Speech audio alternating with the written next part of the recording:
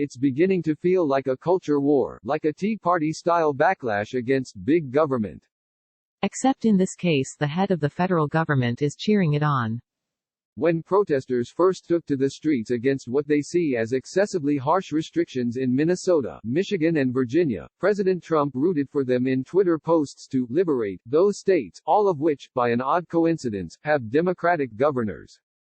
It was classic Trump, reverting to his role as a disruptor, hailing those who are taking on the heavy hand of government regulation. But the president had just spent many days extolling his relationship with the nation's governors, even praising the likes of Andrew Cuomo and Gavin Newsom, saying they'll be calling the shots and he'll back them up. That, of course, was a walkback from last week's proclamation that he has total authority when it comes to reopening the economy. Why politicians can't just restart the economy. And it also conflicted with Trump's endorsement of social distancing guidelines, since some, but not all, of the protesters have gathered in close-knit groups, boosting the chance that they could get coronavirus or spread it to others. The thing is, only journalists worship at the altar of consistency, constantly asking why you said X but now you're saying Y. And we all know what Trump thinks about the media. He called CNN correspondent Jeremy Diamond pathetic on Sunday, saying, "You don't have the brains with you were born with." Trump is a master at sending signals to his supporters, and if that clashes with something else he's said or done, he knows he can easily dismiss it. He's told reporters he has no problem with the conduct of the protesters and that some of the state restrictions are too harsh, though stopping short of saying they should be rescinded. In short, he is generally being critical of blue states, which are the hardest hit, New York, New Jersey, California, Washington, and supportive of red states, some of whose governors are moving to lift lockdowns or never resorted to such restrictions.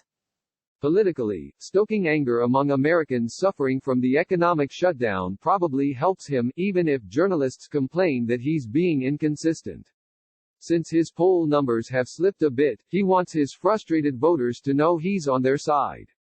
And there is a lot of pain out there, with 22 million new jobless claims and people who want to work and believe the shutdown has lasted too long. Trump does best when he's on offense. That's why he's constantly clashing with reporters. On Sunday he said CNN correspondent Jeremy Diamond was pathetic, and not using the brains he was born with, and why he's defunding the WHO and is back to tweeting about Cryin' Chuck and Crazy Nancy. One reporter asked Trump if he was encouraging violence, which is totally unfair.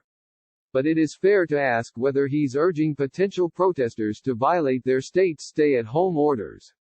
The president responded by saying many people are suffering from cabin fever. The New York Times cites two people close to Trump as saying they thought the protests could be politically helpful to Mr. Trump, while acknowledging there might be public health risks. Subscribe to Howie's Media Buzzmeter podcast, a riff of the day's hottest stories. The new approach puts him at odds with such Democratic governors as Michigan's Gretchen Whitmer, who as it happens is being mentioned as a possible Biden running mate, but doesn't appeal to voters already critical of his management of the crisis.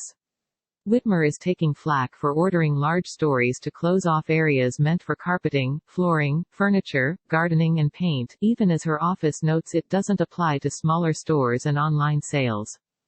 A new Wall Street Journal, NBC poll has some telling numbers. The top line is a 49-42 lead among registered voters for Joe Biden, but perhaps more important is where people stand on the campaign's dominant issue. Just 36% of those surveyed say they trust what the president says about the coronavirus, while 52% don't trust him, 10% were not aware or had no opinion. But the warning sign for Biden is that he's practically off the radar. Some 42% said they weren't aware of his statements on the virus or didn't have an opinion. Among the rest, 26% trust what Biden says and 29% do not. That means he's been largely sidelined during this pandemic. Trump has a gut instinct for what works in a campaign. There is a lot of pain out there, with 22 million jobs lost in the last month and many families struggling to survive. The president wants those people, and the protesters, to know that he's on their side. And if that leads to media chatter about mixed messages, so be it.